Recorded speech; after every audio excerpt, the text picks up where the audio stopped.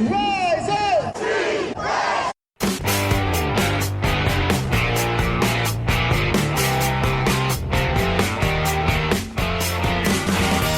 This is the Rise Up See Red podcast, all about the Arizona Cardinals and the NFL, featuring insider and outsider perspectives. Enjoy the best hour of Cardinals talk on the web. Now here are your hosts, Jess Root and Seth Cox.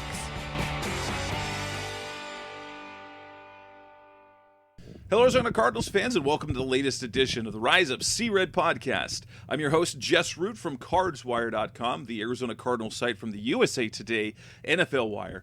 And Seth Cox is with me as always, almost always is with me on this show, coming from RevengeOfTheBirds.com, the Arizona Cardinals site from SB Nation, and also one of the hosts of the original Draft Breakdown podcast. Seth, how fun is it right now? I mean, we have been doing shows since 2013.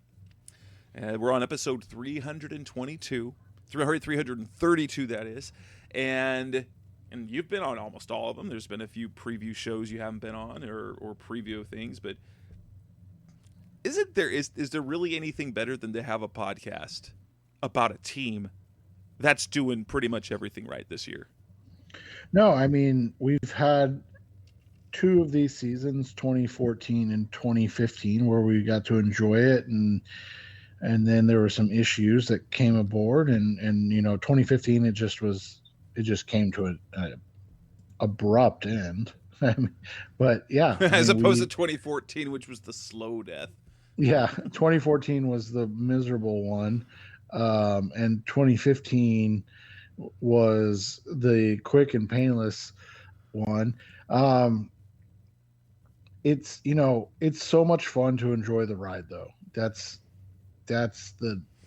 what we as fans need to take from this. Like, there's definitely going to be times and things that come up over the next 2 months, because we're assuming they're going to make the playoffs at this point, that could change things. But for the most part, it's going to be enjoyable to watch this play out and how they end up and where they end up and all of that, because, as Cardinals fans, we don't get to do this very often. It's fantastic. And the Cardinals are winners again. A 31-17 victory over the San Francisco 49ers on the road. But it wasn't just any win. They blew out the 49ers with a bunch of backups. That included Colt McCoy as the starting quarterback, losing Chase Edmonds after one play. They didn't have Kyler Murray. They didn't have DeAndre Hopkins. They didn't have A.J. Green. So we're talking about a receiving core of Christian Kirk, Rondale Moore, and Antoine Wesley. They lost Justin Pugh in the first half. They lost Max Garcia. They don't have J.J. Watt. This is a team that continues to roll. There are 8-1. They've won as many games as they did last season. Let's start things off. So in this show, what we're going to cover, we're going to talk about our standouts and takeaways from the game. We're going to talk about the playing rotations, because there were a couple of starters on the team on Sunday. We'll discuss just exactly how significant the win is as we look at the big picture of the season. And there's a ton of injuries going on, so we're going to discuss the injuries and look ahead to the Carolina-Panthers. They return home week 10 to take on the Carolina Panthers, where we get the homecoming, the revenge season of Hassan Reddick, but doesn't look like it's going to look like a different Carolina squad than what we expected to see earlier in the season. So let's go ahead and get started. Cardinals 31, 49ers 17. What were your biggest takeaways out of that victory? I think there were a couple. I think the first thing that you took away is that this is a complete team, and something that we've talked about, and we talked about in the loss to the Packers, and we've talked about in a lot of the wins, is that when this team plays a complete game, they're unbeatable. But they're good enough to have one side of the ball or even two sides of the ball struggle like they did in the Packers game and still have a chance to win. And that's what's fun is, I mean, you're talking about literally the top two wide receivers and your quarterback being gone. your number one running back and your starting left guard all basically not playing at all. I mean, I know Pugh played 17 snaps, 19 snaps. I think it was like only 9. Oh, okay. Yeah. So, I mean, a very few amount of snaps, and it didn't matter. I mean, that wasn't even a close game. It wasn't even an interesting game in terms of, watching from a overall NFL fan perspective. It was an interesting game for Cardinals fans because you're like, wait, is this actually happening? Like, are they literally beating down the San Francisco 49ers in San Francisco with Colt McCoy at quarterback, with Christian Kirk and Antoine Wesley? And I mean, I tweeted about it in the game. The start of the game was a little auspicious. You and I would both agree with that. Like, why did Colt McCoy throw the ball to Darrell Daniels, on two of his It first... didn't make any sense. It didn't make sense at all. But then they come out, and it kind of reminded me of last year's game in San Francisco, where, if you remember, the Cardinals on offense, and this was the first game of the season, the Cardinals on offense didn't do anything. Now this was a lot quicker, obviously, but and then on defense, you were like, oh no, because they were just giving up yardage to George Kittle at will. Like, Kittle was back. He had 31 yards or 19 yards on the first drive, and then takes a pass and is just running free. And you're like, oh, here we go. And then Byron Murphy makes a spectacular play, punches the ball out. Jordan Hicks recovers, and then they go down and score. And it's like, oh, okay. Like, that's all they needed. And from there, it was just, I mean, academic. And so from that, when your takeaway is, man, this is a really good football team. It really is. And that's the thing, is that they're just doing things well. You talk about what the game plan, like keys to victory. They're doing it almost every week. There's been 2 games where they turned so Packers, Vikings.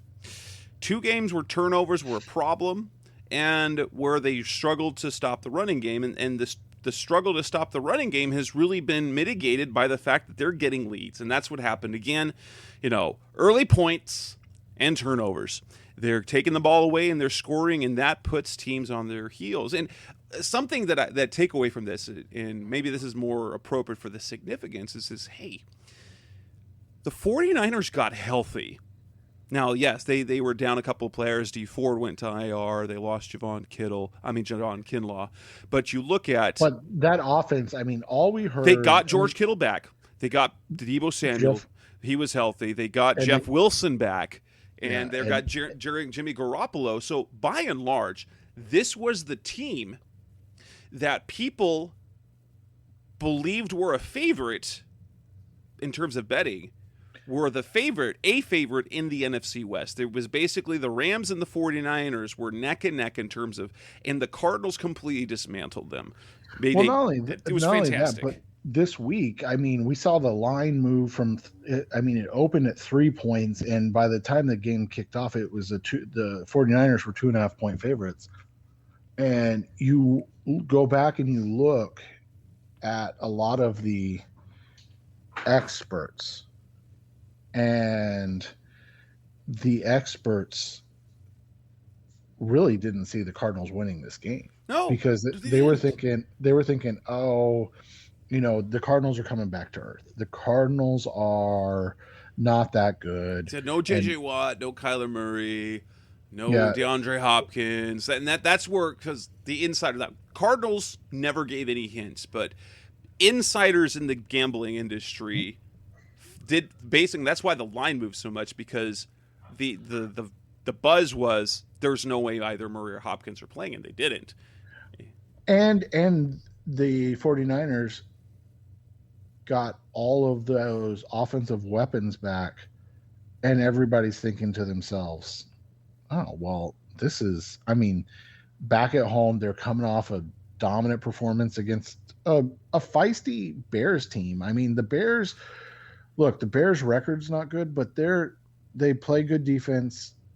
They're a feisty team, and I believe that game was in Chicago, and they just kind of went all over them, right? And so that was the expectation, is that, well, you're getting George Kittle back, you're getting Jeff Wilson back, you've already got all of these other situations, and it's going to be, I mean, it's going to be one of those situations that it's going to be a walk through for the 49ers, and it was anything but that. And I just think it's one of those situations where we as Cardinals fans have talked about it quite a bit, and then we expect it from the media, especially the national media.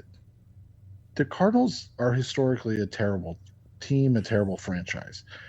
They're not going to get the benefit of the doubt until they put together a run, whether it's this season or, over the next several seasons, to have that benefit of the doubt, to get the look that San Francisco or Seattle or those teams get. And it's unfortunate, but it's one of those things that you earn over time. And I think this win will do quite a bit. And we already are seeing it with the line in the Panthers game, right? Like, the Panthers come in as 10-point underdogs. They're 5-4, or are they 4-5? Anyways, they're 4-5. They lost 5 of their last 6 games, and I think that's part of it. It is, but I mean, they have a better record than the San Francisco 49ers. Yep, they do. Yes, they do. So look at this. So standouts. The thing is that the Cardinals didn't miss a beat. We really didn't know what to expect from Colt McCoy, considering it was his first real action in forever, and it's his first time in this system. It was truly impressive to see how well he handled the offense. Timing was there. I mean, he had the first drive was obviously not great, but as we've seen even with Kyler Murray, and it kind of shows, if you're a smart quarterback, you can, like in this offense, you can thrive.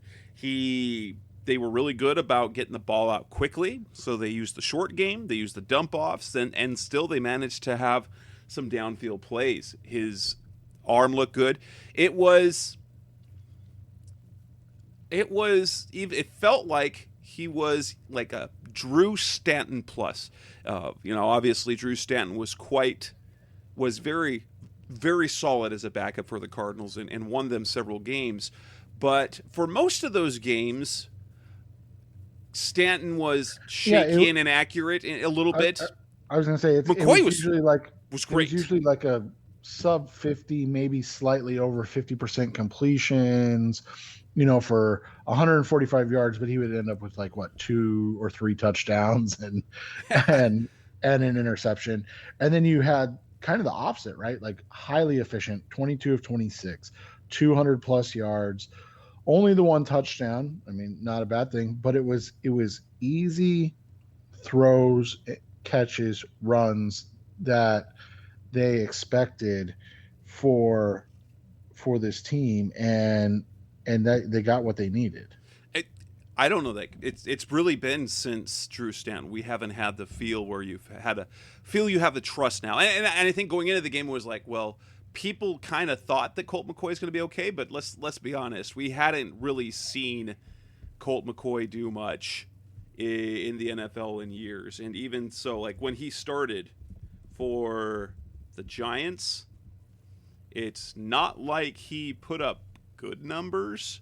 When he started his 2 games, he had 1 touchdown and 1 interception in his 2 starts, and he was sacked 5 times. There was not a single special or even nice thing. He's gotten spot starts. Now, granted, he was gonna be, had he not gotten hurt in that last bowl game, he would have been one of the more highly touted rookie quarterbacks coming in the NFL, but playing on he was an okay quarterback on a terrible Browns team, and that's really from there he became a career backup.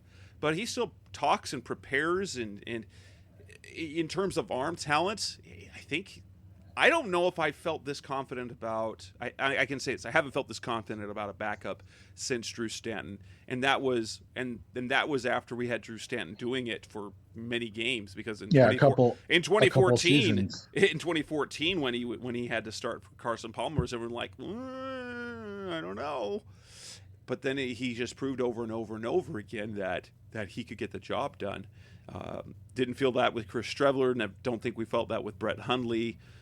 Definitely didn't feel that in 2018, and I think it really is what a great signing, and just the contributions. Look at the contributions that the Cardinals got from Colt McCoy, who's basically on a minimum contract.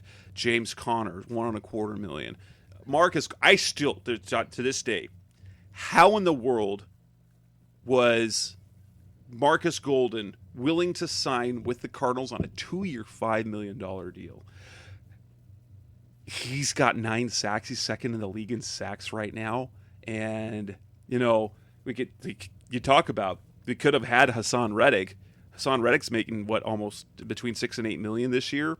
Yeah. Marcus Golden's got more sacks than he does. He's a guy who's got a better track record of sacks, and he's doing it this year some more. Just the value that the Cardinals are getting out of these players that they signed for almost nothing is really just incredible right now. Well, and you look at it too. You had Christian Kirk really step up and make plays. That was quite impressive for the Cardinals when we knew they were undermanned, especially at the wide receiver position. I mean, this is a conversation we've had ad nauseum on this podcast is, who is Christian Kirk? What is he on this team? And he comes in and 6 receptions for 91 yards. James Conner, 5 for 77. Antoine Wesley, 3 for 62. I mean, those are phenomenal numbers. And then a guy that, Arizona fans love because he went to ASU, Benjamin steps in, 9 carries, 39 yards, and one of the best touchdown runs we've seen in a long, long time. That run, there were standouts from so many, and that's why Cliff Kingsbury gave out 6 game balls after the game. That's not typical. Colt got one, Eno got one, James Conner got one, Jordan Hicks got one, Chandler Jones got one. That record-setting sack, franchise record-setting sack. Marcus Golden had 3 sacks. It was something to be impressed about. And you do look at it. Jordan Phillips, back had a sack, a tackle for a loss, and 2 hits on the quarterback. I mean, that's a fantastic game. I mean, Zach Allen, he didn't put up big numbers, but like JJ, he was playing the JJ Watt role and kind of doing it well. And he did it. Yeah. He was disruptive. He was causing problems. He was fantastic. Yeah, he had a tackle for a loss. He was commanding double teams and allowing guys to make plays, and that's what people don't get is, if you double team Allen and Jones, that means Phillips and Golden have to win their one-on-one matchups, right? They're doing that, and that's a key to the success of this team, and why you can talk about 15, 20 guys every game, because they're all stepping up. I mean, we didn't even mention Sean Harlow, who stepped in, played fantastic for Justin Pugh when he got injured. Another guy who really came out of nowhere because he played 1 game before in the NFL before this year. Yeah. He's honestly, I'm starting to get the feel that maybe it's Sean Kugler. It's got to be Sean Kugler, because when they pick up guys off the scrap heap, nobody had heard of Justin Murray. Nobody had heard about Sean Harlow, and there have been solid contributors, even starters for them, and have done a really good job. Max Garcia, he'd been a starter, but after the ACL tear, he's been on a 1-year deal ever since he joined the Cardinals in 2019, and he's when he's in the lineup, he's playing at a starter level. He's not struggling. It's been great. Right, he's playing extremely well, giving the Cardinals solid reps and giving them a guy that can, be versatile inside and out. And that's one of the things that this team has needed consistently was a Justin Murray, and they've got that. And then we talk, you just mentioned Max Garcia. These guys are pros, and what I mean by that is you fill in. We've talked a lot about like who was the guy, goodness, the name's escaping me, J.R. Sweezy's, who was the guy in the BA era that was kind of, like Sweezy. They brought in Evan Mathis one time. Yeah. And they just continue to bring in guys past their primes and not bring in guys that are maybe not as, or weren't as talented, but now know how to play and are able to give you better production. And those are things that Adam Snyder. Yeah. And so when you look at those things, you look at guys that, like Garcia, like Harlow, that have talent that just need an opportunity and like you said, the coaching and that's, one of the things that we have to give this entire staff a little bit more credit for. And that's, they've done a really nice job of developing players. I know that we'd like to see more from the rookies, but I mean, honestly, you look at it, they're getting, or the draft picks, but they're getting production from a lot of places. And we didn't even mention Marco Wilson, who's playing, well, especially he's playing. He's not bad. I mean, he hasn't been fantastic for a few games, but he's we've seen rookie cornerbacks out there, and they make mistakes. Marco's not making mistakes. He's not standing out as a great player, but as a rookie, he's not making mistakes. And they just have, a lot of they just have a lot of guys that are contributing in strong ways. And what that does is it allows you to miss games with your stars. This is a star-driven league at the end of the day. But you need those role players. And you can look back last year for Tampa Bay, and it was their role players were just outplayed Kansas City's role players, right? Because, I mean, Kansas City had, probably the two best players in the game, maybe the three best players in the game, but Tampa Bay had them at, 19 other positions. And that, that's what makes the difference. And I feel like that's what you're getting from the Cardinals right now more than we've seen in the past. And that's what makes them so talented. And this is, really reminiscent of that 2014 team that you and I have talked quite a bit about, that they could be the team that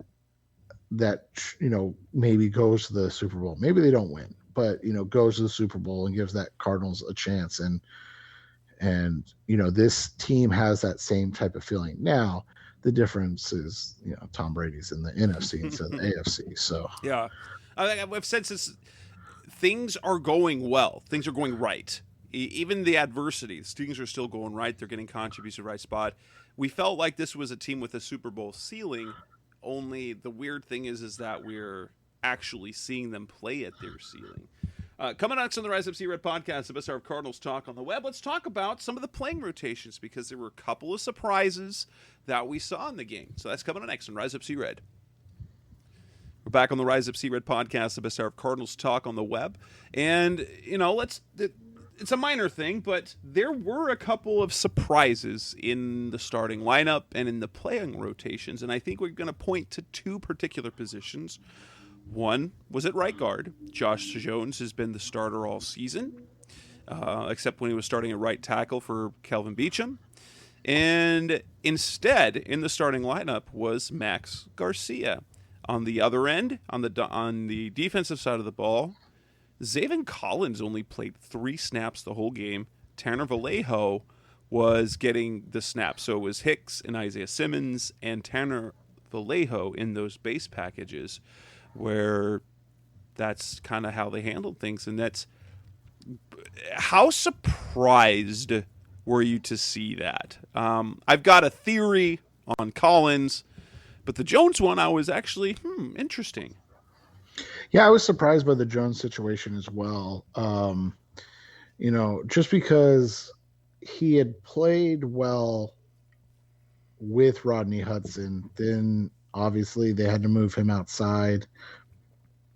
They started Justin Murray, right, at the right guard when Beachum was out, and had kicked Jones out to right Jones tackle. To right tackle. Right? And there was that one game that Murray got hurt almost immediately. Yeah, and then did they bring in Garcia in that game? Yes, Garcia ended up playing right guard in that game. Yeah, and so it's interesting because Jones had struggled noticeably the last 2 or 3 games. And you and I have talked about this. I still feel like this is why we're a little surprised. We understood that not playing next to Rodney Hudson was probably hard for Jones, because Hudson, makes a lot of calls and allows him to do some things. So it wasn't surprising. It was more surprising that they didn't put him back out there with Hudson returning this week.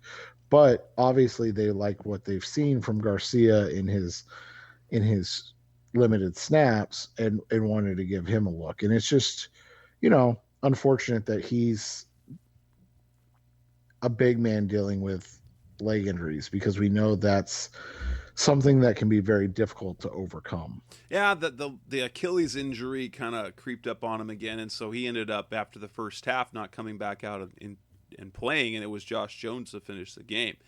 When I saw, I figured it was partly because of Jones' struggles, although, it felt like they were willing to play through his growing pains. But when I saw initially that Garcia was in the lineup, I was saying, oh, we can expect a lot of running, because if there's one thing that Garcia is, he's big and strong. Josh Jones is very athletic. He is not the same level of big and strong as Max Garcia. And Garcia, that's why they moved him to center, because he is similar in build and strength to Hudson, which makes it kind of a consistent transition, whether you have Hudson in there or Garcia in there at center.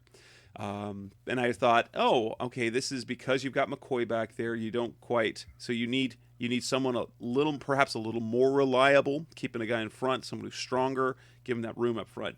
But honestly, it might have just been performance related, with Jones struggling, and the fact that they had seen Garcia play very well, probably felt that in his time in the lineup at center and at guard in the games that he's played, that he deserved to keep playing, because Sean Kugler, offensive line coach, run game coordinator, has been consistent in saying that we're going to put the best 5 guys out there. And I'm guessing that heading into San Francisco, headed to Santa Clara when they play the 49ers, that they felt that Garcia at right guard was one of their top 5. Right. And that's the thing is, we've talked about this. Health along the offensive line is nearly impossible to see. I think, I can't remember which game I was watching, and I know the Cardinals haven't had their, starting 5 since week 1 or 2 when Beachum went out, but it's one of those situations where you rarely see this projected and expected start. And maybe it was the San Francisco starting 5. Maybe San Francisco hasn't had their projected starting 5 along the offensive line at all this season, but it's the game of attrition and what we talked about earlier. Guys who step up, maybe they're not standouts, maybe they're not great players. Maybe, I mean, hell, maybe they're not even good players, but they fill in well. They know their assignments and they do their job. And those situations are basically impossible to win if you're not getting those contributions. Now, there does become a limit, obviously, and the Cardinals, as good as they have been at filling those gaps, they're approaching that limit. Let's be completely honest. Part of the reason they lost the Green Bay game was because they kind of reached that limit where Jones was struggling and Harlow was getting his first start of his career, and those situations kind of played out. If you're without Pugh, and you're starting Jones or maybe Justin Murray, who was activated, if you're starting those guys, you really can't afford another one, because it just gets to the point, even with depth, that it's really hard to overcome. And that's something we saw with the Arizona Cardinals secondary, last year, right? Like it just becomes the defensive line last year was atrocious. Yeah. And so those injuries become really hard to overcome. And the other one was Zaven Collins. With Tanner Vallejo in there, and I have a theory. I don't know. It's kind of odd because based on what we've seen is that mostly when Collins seems to be in the game, he's making plays. Now, I can't remember if it was Vance or if it was Cliff that when asked about him, they're saying he's making some plays and he's making some rookie plays. So my theory is, especially since Collins had been dealing with a lingering shoulder injury that he had re-aggravated. Now, granted, he had no game designation. He practiced fully on Friday last week. But I think with the combination of his missing reps in practice with the shoulder injury, combined with a San Francisco offense where Kyle Shanahan, his motion and misdirection, it is kind of the ingredients to that offense are about changing the linebacker's eyes. And the players most susceptible to that is someone like a Zaven Collins, young player, hasn't seen a lot of looks. And so Vallejo, who's been in the league for a while, so the combined limited reps because of the injury and the fact that Vallejo is probably the more reliable player mentally, I think in this particular case they leaned on the veteran. But still, I just find it weird that, and this is the second year in a row. Now, Isaiah Simmons, it made perfect sense, and they had a plan the whole time. But they said, Zaven Collins, week 1 starter. He's listed as the starter in the depth chart still. They told Jordan Hicks he couldn't compete for the starting job. All of this happens, and then this last week, Zaven Collins barely plays. What did you think of that? Yeah, I think that's a really accurate and astute way to put it. Linebackers against the 49ers, and we saw Isaiah Simmons get hooked after 3 plays last season in his first game. Yes, he did. They get quick hooks against the 49ers. And so if you're going to play multiple linebackers, you're going to probably play guys that you trust and that trust their eyes a little more. Much to the chagrin of fans when it comes to rookie playing time, let's be honest. But overall, the coaches and Vance Joseph has put them in position to be successful. And that's one of those situations where if you put them in those positions, you want to see how they play. And I think Vance was just much more comfortable putting a guy like Tanner Vallejo, who's been in the situation that's seen this, 49ers offense for 3 to 4 of the last seasons, that he knows what he's getting out of it. And he knows what Vallejo has seen and what he can do. And those situations, again, it's more of the fans going, why isn't this first round pick playing over Tanner Vallejo? And it's like, well, let's be honest, they made the right call. I mean, the results speak for themselves. Maybe Zaven plays as well as Tanner did, because Tanner missed 3 or 4 tackles. I mean, he made fantastic reads and then missed a tackle. Now, just his read and getting hands on Elijah Mitchell allowed for gains to be, 5-6 yards instead of 20 plus yards. That being said, I don't think you can complain about the outcome, but we do know that fans like to see rookies play. It's true. And then there's just the one. It wasn't about playing rotation. It was about strategy, because it seemed like every time George Kittle was making a play, Jordan Hicks was in on it, and I know that it feels like, dude, you drafted Isaiah Simmons to cover George Kittle. You might want to have him cover it. And I know that he did cover. I know Simmons did cover on more than one occasion, and a couple of times Simmons got beat, which happens when you got a guy like Kittle. But then at the end of the game, you see hit on a critical down, Isaiah Simmons covering George Kittle. He breaks up the pass. But again, it's not like they could have, because Simmons is not a lockdown cornerback where you could just say, "Okay, guard that guy." Within the scheme of the defense, you have him. They have him playing a number of roles, including off the edge, which we don't love. But the results defensively are good as a team. So there's that. I think I read Aaron Schatz, and I'll shout him out this week because I gave him crap last week, I believe it was, or 2 weeks ago, that mentioned that the Cardinals DVOA is tops across the board, but there's very little variation, and that's what it. Yeah, they're playing consistently well. When was the last time we could say that? Geez. And this goes back to our conversation to start. Consistently well at all 3 levels. Like, that's just not something you see from a lot of teams. Like, usually teams have great offenses or great defenses. They don't have everything.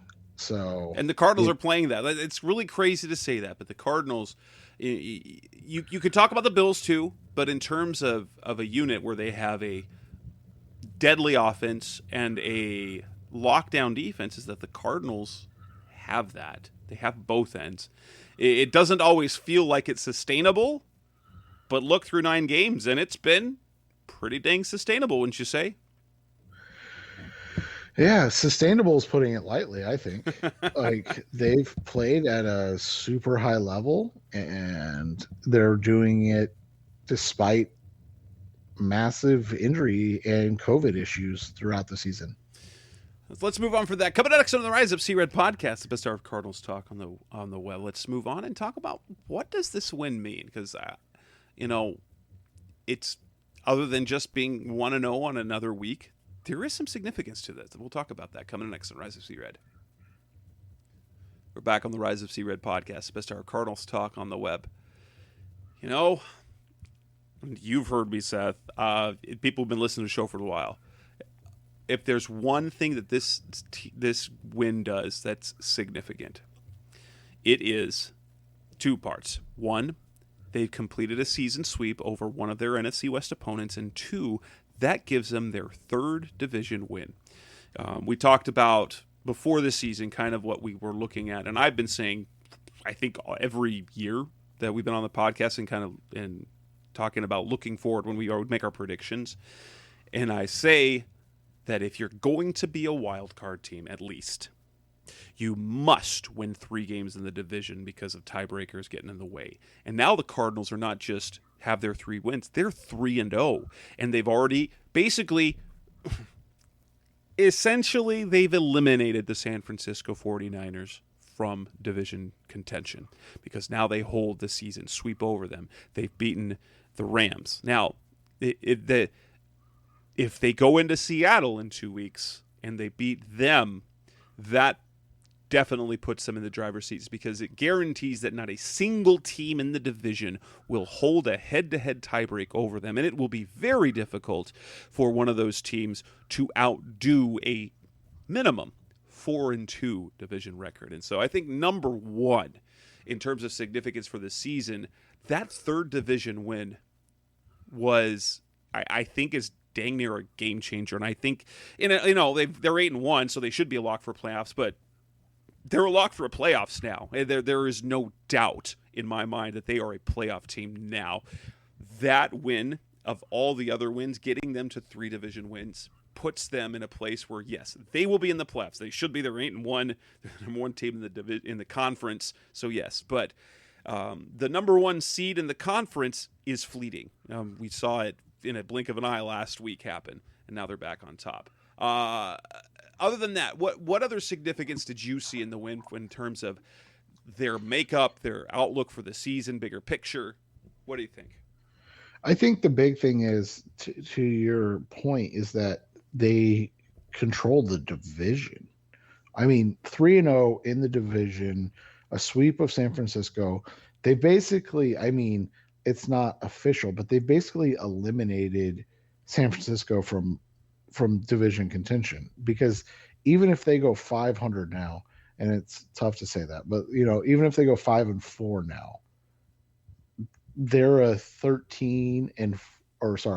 12 and no, that would be 13-5 team. That's not right. What 12 and 5. 12 and 5. 12 and 5. If they won out. Yeah. So 12-5 team. The Cardinals just have to win 4 more games to get to 12 wins. Now, that's not to say that they're going to just roll through and win 4 more games without anything of it, but being at 8-1 makes it really difficult to get caught by a team that's already got 5 losses on the season, right? Like, yeah. And in that case too, now Seattle, is not quite as bad, but they do, and they may be getting Russell Wilson back this week. We don't know for sure, but his doctor, I believe, cleared him, which, that's important, because one of the things we've talked about is one of the things that we've talked about quite a bit is that the Cardinals needed to get out in front of these teams and take advantage where they could, and getting out in front while Seattle is hurting and they don't have Russell Wilson. That's a massive thing, because we know how good Russell Wilson is, right? We've seen all too many times how Russell Wilson keeps Seattle in games. And yeah, Seattle's 3-5 as well. I wasn't positive, but yeah, Seattle's 3-5 as well. Now, again, you can't just say, okay, the Cardinals have eliminated those 2 teams, because fluky things happen, but they put themselves in a position without having played Seattle where they're so far ahead of Seattle that it could end up being they're a non-issue, right? Yeah. So now all that is left is LA. Now, LA's only lost 1 game or 2 games. So but that's the thing, is that the Cardinals, with the win, they got help this week because the Cowboys lost, the Rams lost, and the Packers lost. And so they went from being tied at the top but not at the top. Now they are the best. They have the best record. And so Green Bay's the Rams are now a full game behind in the standings, and then the Cardinals also hold the tiebreaker, and so they have a full 2-game lead over for all intents and purposes, over the Rams in the division, and they have a 1-game lead over Green Bay. And so they are now, by getting that win, they control the entire conference right now. Yeah, and that's the big thing. I mean, and the thing is, coming up next week, LA plays at San Francisco. I think they've lost. I think I saw the last 4 against San Francisco. So and San Francisco is going to be desperate 3-5 team at home, coming off what is, I mean, you look at correct. The Niners have won the last 4. Yeah, and you look at Niners Wire, and you look at Niners Nation, and what was kind of the headlines on those sites? Embarrassing, right? Like lackluster. The Niners are at a crossroads at this point, and so that was the other thing that win does for the Cardinals, is that puts the Niners basically in desperation mode against a Rams team that, yeah, they'll probably be desperate too, but you're at home, talking about the 49ers, on Monday Night Football. You can't come out and lay another egg. And they haven't won in Levi's Stadium this year, and I think it's been over a year since they've won in that stadium. Yeah, so I mean, again, this isn't to say that it's a lock, that everything's, but man, isn't that super important that all of this kind of gets to the head of the Cardinals could theoretically go into the bye 3 games up in the division if San Francisco can take care of LA this week to the next closest team. Like that's a baffling thing to think about. 3 games, you come out of the bye with 6 games to go, and you got a 3-game lead in the division, which was supposed to be. And now, granted, obviously, the division's not as good as you were expecting, but you're still winning what was considered the best division in the NFL. Absolutely. Yeah, it's just, I know we're putting things that, should they beat the Panthers this week? Yes, they should. Can they beat the Seahawks in Seattle? Yes, they can. So 10-1. 10-1 is not too crazy. 10-1 is not crazy. And even if you go in at 9-2, let's say let's say they handle business against Carolina, and then it's week 2 of Russell Wilson back, and again Seattle desperate, they win a game, they sneak a game in, and win a game against the Cardinals. 9-2. And let's say the Rams lose one of their games, or their game to the 49ers, they're at 7-3, or even at 8-3, and the Cardinals are 9-2. Cardinals still have a 2-game lead on them in the division. Like, I don't think we can understate how important that is moving forward. Absolutely. Coming on next on the Rise of C-Red podcast, the best hour of Cardinals talk on the web. Let's now talk about their injury situation. There's a lot of injuries to work through, and we've got some information about roster moves, so we can talk about what they need, what they should do, what they think they're going to do. That's coming on next on Rise of C-Red. We're back on the Rise of C-Red podcast, the best hour of Cardinals talk on the web. The Cardinals have a bunch of injuries. I'll kind of go down the laundry list. So, Kyler Murray with the ankle injury missed the game. DeAndre Hopkins with the hamstring injury missed the game. Chase Edmonds came out of one play, high ankle sprain, expected to miss multiple games. AJ Green still on the COVID list. Justin Pugh left the game with a calf injury. Max Garcia left the game with an Achilles injury. Aaron Brewer, long snapper, left the game with some sort of injury. We think it's a hand. He's expected to miss time. That's less than J.J. Watt's on injured reserve. So we've got, Rashard Lawrence is on injured reserve. And so we're kind of looking at, this is kind of a shell of the team we were expecting. Let's start with Kyler Murray. We don't know anything, but I'm seeing some places where, I was going to say, Colt McCoy expects him to play. Yeah, that's for sure. Colt expects him to play, but I'm starting to hear people that the Cardinals should just rest him till the bye. And this is my take on Kyler Murray. If Kyler Murray can play, like if he's going to be out there and it's one thing if he's severely limited. Because of how we saw Colt McCoy play, I think you're in a situation where, hey, it's okay. If Kyler is going to be greatly limited in what he can do, all right, Colt McCoy. But if Kyler Murray can play, there is zero reason to rest him just to rest him. He is a franchise quarterback. You play him. Right. Unless he's at risk at further injuring it, because like they say you save him for this game so that he's available the next game, and you end up sacrificing a game. Like they had the 49ers won that game because he might have been able to play. There's no guarantee he's going to be healthy later in the year anyway, so you don't. It's my opinion, you play guys who can play until they can't play. Obviously, they're going to be smart with him, but that's a medical decision, and I'm not going to hold him out. I absolutely, you don't hold him out unless he's severely limited to where he's not going to play at the same level he could play, and you get a performance like Colt McCoy. It's absolutely you're not going to rest him to rest. If you want to rest him in week 18 when you've already locked up the division of the conference, you've got the number 1 seed. Then you can rest him in week 18 or give him a preseason reps, play a series or two so he's not rusty. Then he comes out. That's when you rest him, when there isn't anything on the line. Yeah, I agree. I mean, I've said all along, if Kyler can go, he goes. 85% or higher, you got to let him go. Because that's the thing is everybody wants. He's got to be 100%. Which players are 100% right now? Come on, man. Not a single play.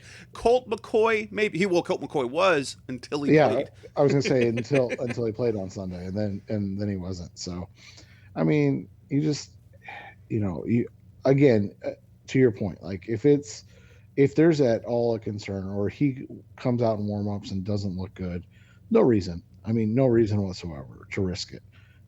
But if he comes out, he looks good, he's moving, he's able to run, play him. I mean, that's the whole thing. People are like, well, what if he gets more injured? Okay, that's literally every game. I was gonna say, so then you just don't play him at all. Like, hey, go play baseball, Kyler. Like, come on. But yeah, so Kyler's the big one. Obviously, DeAndre. I would give. I would argue more that. I would try to give DeAndre time off so that he can be dominant when he comes back. If that hamstring is that bad, where he's just not able to even go and practice, like there's no reason to have that guy out there. It's not, it's different from years past. And DeAndre's talked about it. Like, does he want to be the first team All-Pro receiver? Yeah, this dude is highly competitive, but at the same time, he's even mentioned like, man, it's kind of nice. I don't have to do everything, right? And he likes winning. He's in a room of receivers he respects. So if AJ is able to come back, and that's probably about the timeline, if he can get back this week, then you've got AJ and Kirk and Rondale Moore, and you feel confident that. I was less confident because it was Kirk and Moore and Antoine Wesley, but hey, right. Wesley but if you add AJ Green into the mix, Zach Ertz has played really well. Obviously James Conner's been an absolute, oh my goodness, yes, star.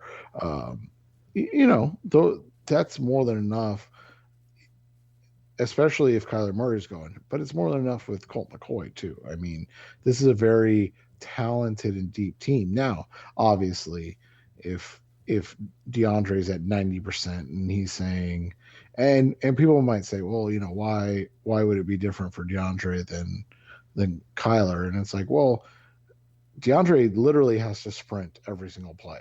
Kyler uses his legs, to make his game better. Whereas DeAndre, I mean, he has to run routes every play. He has to run routes and be physical as well. So that's a different thing. And he has to do, make sudden cuts and different movements and things like that. Like Kyler can play. We've seen Kyler can play from the pocket and be just fine. Yeah.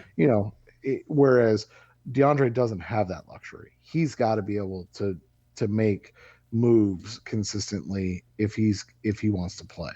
And so that's the thing is, if you don't feel like he's got it right now, just hold him out. Pugh's one, and I know this kind of goes into what you talked about earlier. Well, why don't you talk about who they signed today, I guess? So they made a couple of roster moves.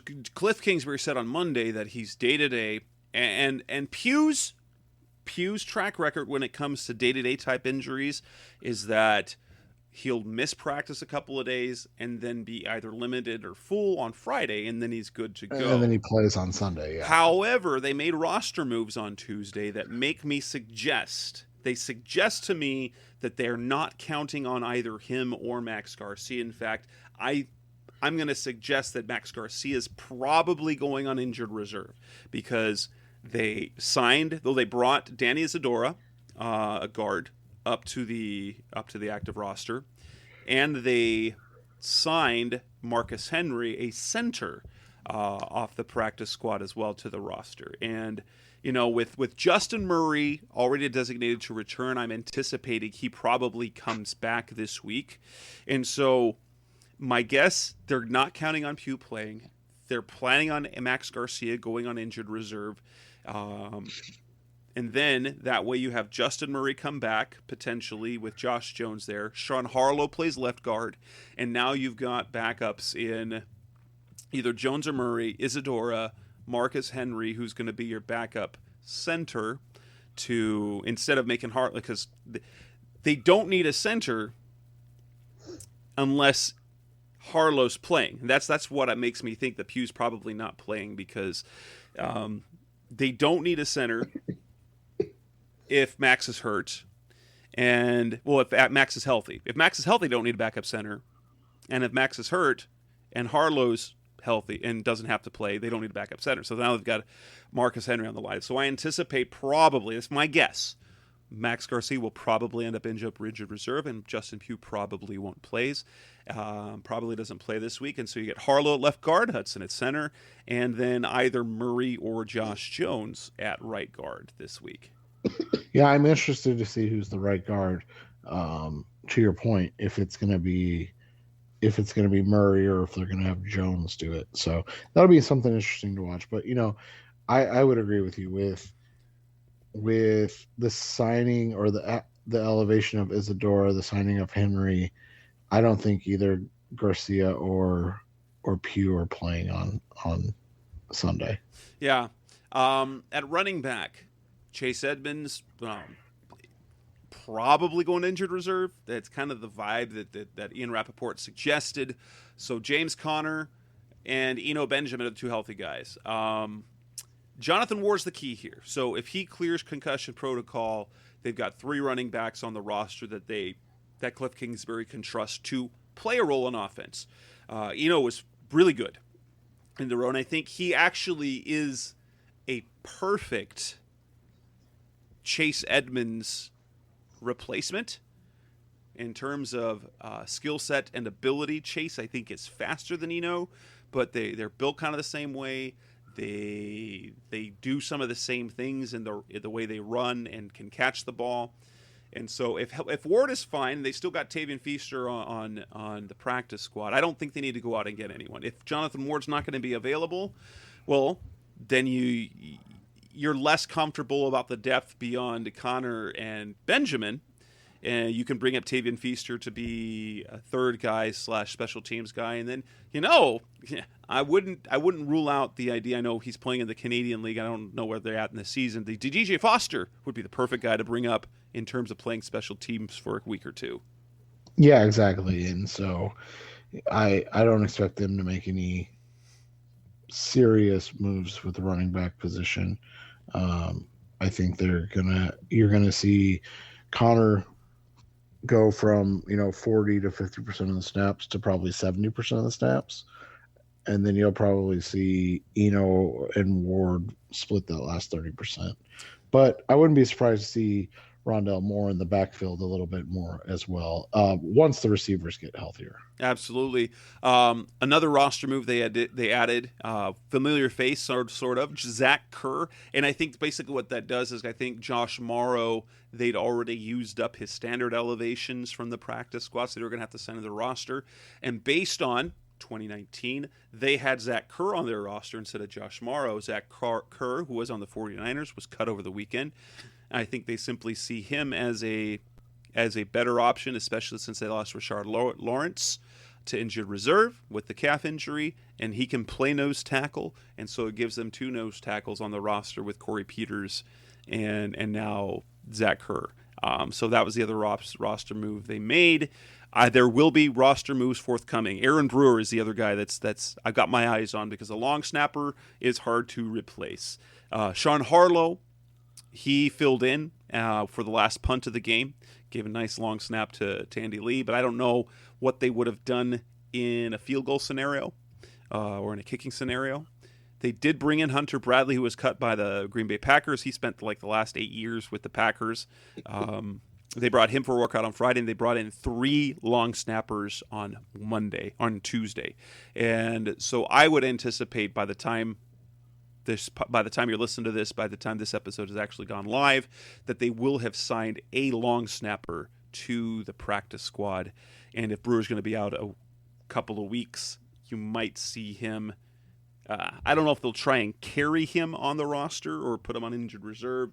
Luckily, if it's only 2 games, then what you're able to do is you're in a situation where, well, I guess if he only misses 2 games, then you've still got the bye. And so you could sign a long snapper to the practice squad, elevate him twice, and then you don't have to worry about it again because he'll be back after the bye. Yeah, and that's probably what they're going to do with him.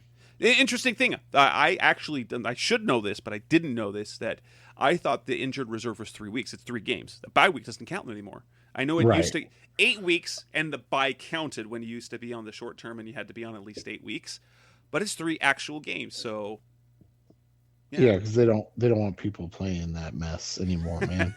They don't want people taking advantage like the Cardinals would have. Yes, they totally would have with their long snapper. Coming up next on the Rise of C-Red podcast, the best of Cardinals talk about. Let's look ahead to the Cardinals' next opponent, the Carolina-Panthers. That's coming up next on Rise of C-Red. We're back on the Rise of C-Red podcast, the best of Cardinals talk on the web, and Carolina-Panthers coming it down. They looked like something special to start the year, starting off 3-0. They're now 4-5. They've lost 5 out of the last 6 games. They've now lost Sam Darnold. He has a fractured scapula.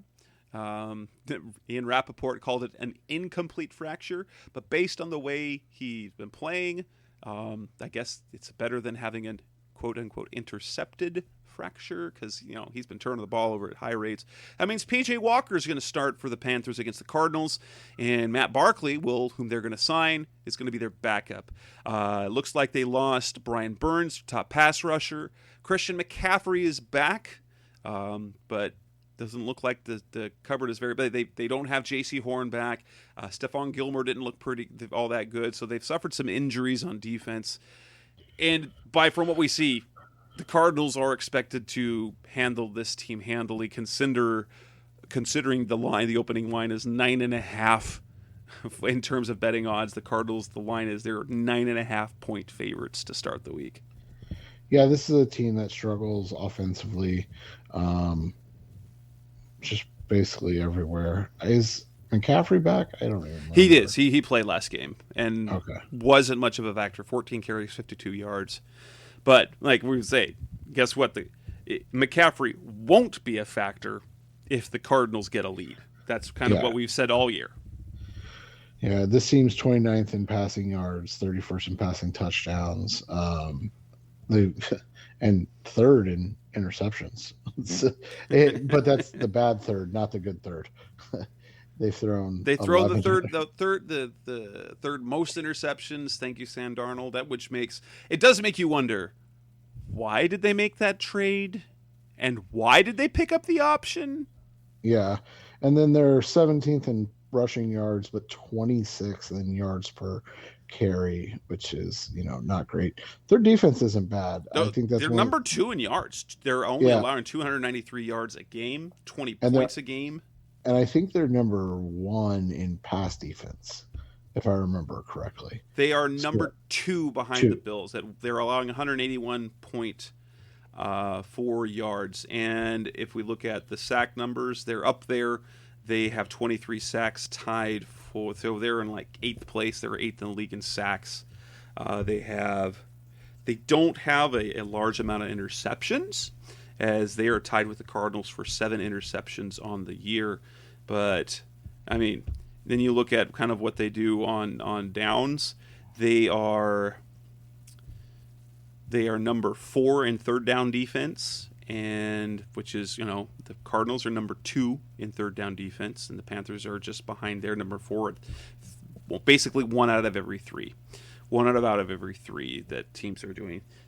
Panthers are also solid on fourth down defense. They've allowed 40%. The Cardinals are perfect on the air. And so you've got a team. Matt Rule kind of has Cliff Kingsbury's number. The Panthers have the Cardinals' number. They have not beaten the Panthers since, I believe, 2013, when that was the day when I think that was the first game when we had Darrell Washington and Carlos Dansby on the field at the same time.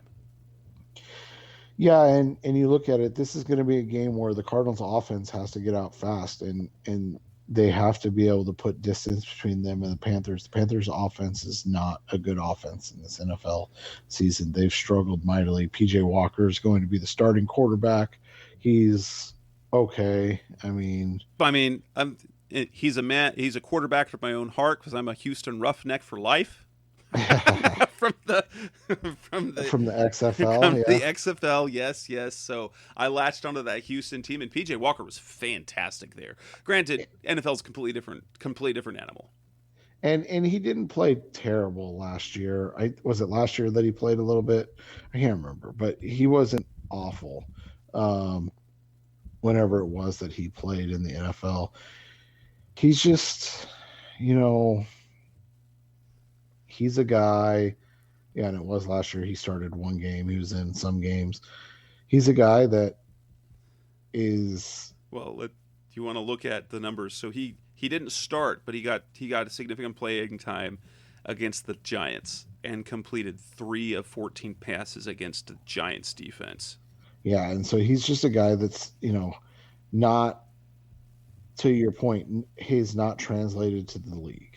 And he was sacked 3 times. He moves well, but he's not a great runner, if that makes sense. He's a guy that turns the ball over quite a bit because he tries to do too much with the ball in his hands, and he's a guy that takes bad sacks. This is a game that the Cardinals should, I don't want to say this is equivalent to the Houston game because the Panthers defense is legitimate. Yes. They're very good. An outstanding defense. And so this, I'm thinking back, this is probably one of the top 2 defenses the Cardinals have played this season. Maybe them and the Rams. But we know that this team can go out and make plays against really good defenses. The problem is they've got to, like I said, get ahead. They cannot play chase with this team, not because I don't think that they can stop the Panthers offense, but because you don't want to get into a situation where Christian McCaffrey and Chuba Hubbard are able to really eat up clock, and they're able to, take the ball out of Walker's hands. That plays into the Panthers' strengths. The Cardinals are going to have to follow the same MO they followed against both the Rams and the 49ers last week, and what they did against the Tennessee Titans, and that's make the quarterbacks beat you. And if the quarterbacks, PJ Walker, if PJ Walker beats this team, that's one of those where you stop just... That's bad. It's bad. It is. It's one of those where you just go, they had an off day. We've seen it. So, let's be honest. We saw it all this weekend. I have friends that text me. They're like, dude, I just won my Survivor. How'd the Bills lose to the Jaguars? I just won my Survivor poll because the Jags beat the Bills and the Cowboys lost to the Broncos. Those were the texts I got this weekend. And so any given Sunday is it is semi hyperbole, but there's some truth to it. And the Cardinals need to come out and they need to play like they're playing a great defense, because they are. They're playing a really good defense that can keep the Panthers in the game. There's a reason they've won 4 games on the season. But the Cardinals need to come out and show that they're not just a better team, but they're a superior team in every aspect of the game. And the guy to watch, of course, is Hassan Reddick.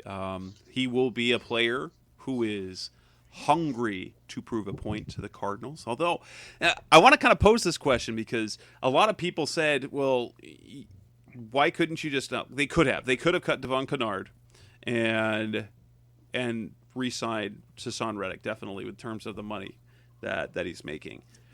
But as nice as that might think that looks, let's take a look at what the move the Cardinals decided to go with instead, and that was to sign Marcus Golden for 2 years and $5 million. And Marcus Golden has 9 sacks.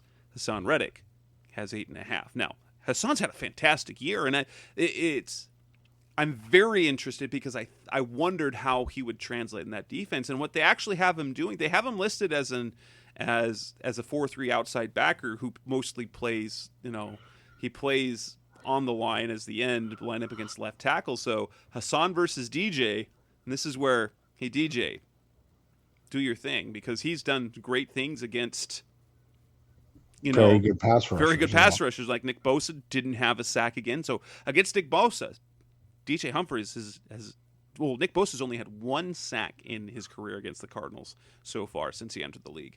DJ's really good, and I know Hassan's going to be hungry, and they're probably going to move him around a little bit. But if he's lining up against DJ Humphries, I expect DJ to be better. I think DJ is a better left tackle than Hassan Reddick is pass rusher, but he does come with some relentlessness. He comes with athleticism, but he doesn't have the length. He doesn't have the length of a Chandler Jones, and he doesn't have the strength of a Marcus Golden. Right, and that's the thing is, Reddick wins in a different way than a lot of pass rushers, and a lot of it is that his elite burst. And so one of the things that they're going to have to do is they're going to have to make sure, if Kyler is playing, that Kyler doesn't get too deep this week, that he's got to take the right that's one thing Kyler is not great at. He does take really deep drops. Right. So, and I think part of that is to help him see down the field. But he would do his tackles a huge favor by not dropping so deep, because it allows DJ and Kelvin Beachum to just push their guys back. Yeah, and so those are the things that you'll have to watch this week. That's honestly, if the Panthers win this game, it's 100% going to be because their defense just shut down the Cardinals' offense. And I don't want people to think that that's not plausible, because, again, one, we saw the Jaguars do that, and their defense is nowhere near as talented as the Panthers. The Jaguars did that to a phenomenal Bills offense. But two, the Panthers want to slow this game down. They want to make this a sloppy.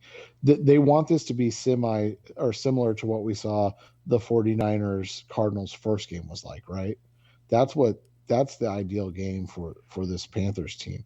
And if they do that, if they dictate the pace and those things, they do have a chance to win this game. Absolutely. Prediction, though. I wrote the preview for Sports Weekly. I have the Cardinals taking them down. I don't see any reason, unless they turn the ball over. Okay, that's obviously the case. I don't see any reason for the Cardinals offense to slow down.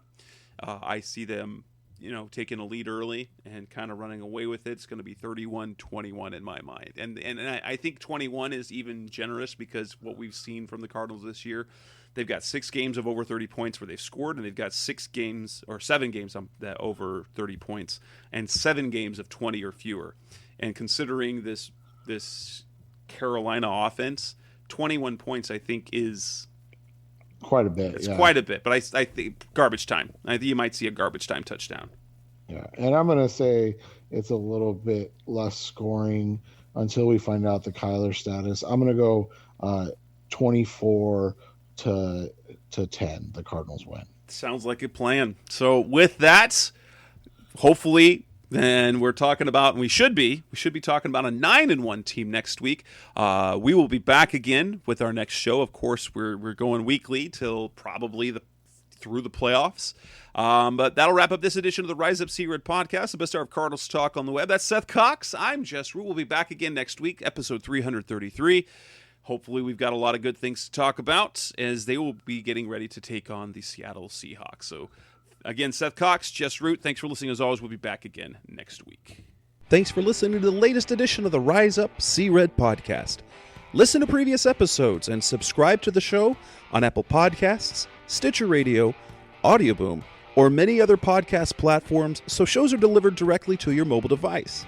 Please give the show a 5-star rating and always support the sponsors who support the show.